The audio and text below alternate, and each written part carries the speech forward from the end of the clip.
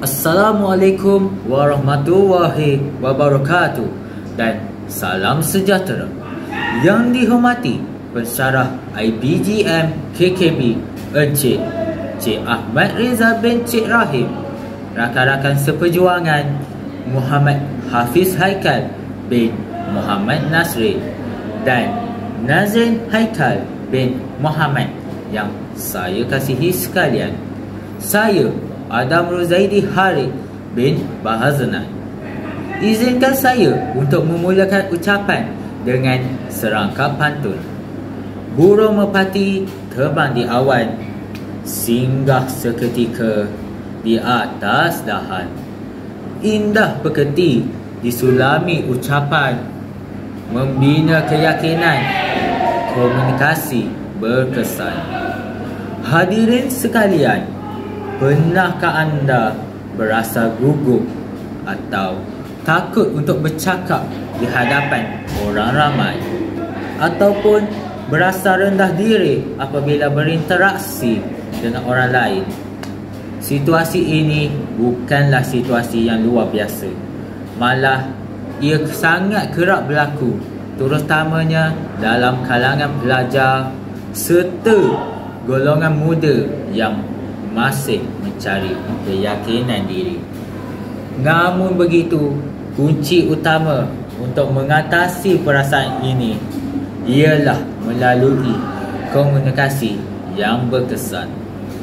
Hari ini kami akan menyampaikan ucapan bertajuk komunikasi berkesan meningkatkan keyakinan diri. Tujuan kami ialah untuk menerangkan bagaimana kemahiran komunikasi dapat membantu seseorang untuk meningkatkan keyakinan diri dalam pelbagai aspek kehidupan, sama ada dalam pembelajaran, pekerjaan mahupun hubungan sosial. Tuan-tuan dan puan-puan, ramai antara kita berasa gugup semasa bercakap di kelayakan ramai. Namun dengan latihan komunikasi yang betul, perasaan itu dapat dikawal.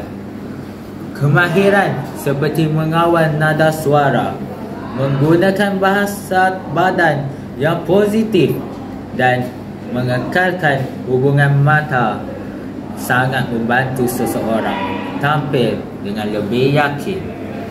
Sebagai contoh, seorang pelajar yang sering membuat pembentangan di hadapan kelas akan menjadi lebih yakin dari semasa ke semasa.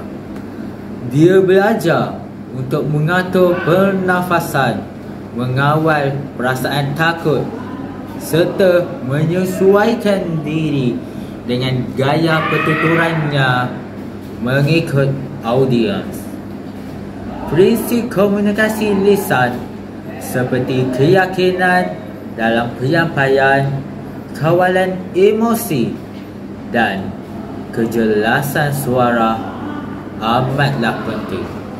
Apabila emosi terkawal, mesej yang disampaikan juga akan menjadi lebih berkesan dan meyakinkan semua pihak. Hadirin yang dihormati, komunikasi yang berkesan juga memainkan peranan besar dalam membina imej diri yang positif dan berkeyakinan sosial.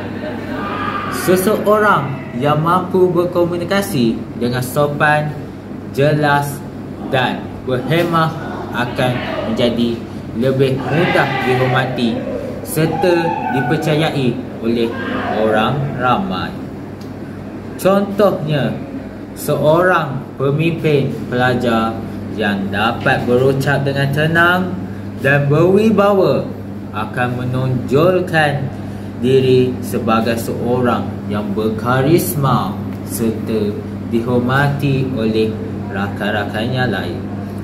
Prinsip komunikasi seperti penggunaan bahasa yang sesuai, pengawalan intonasi serta sikap menghormati pendengar akan membantu kita untuk mewujudkan imej diri yang profesional serta matang.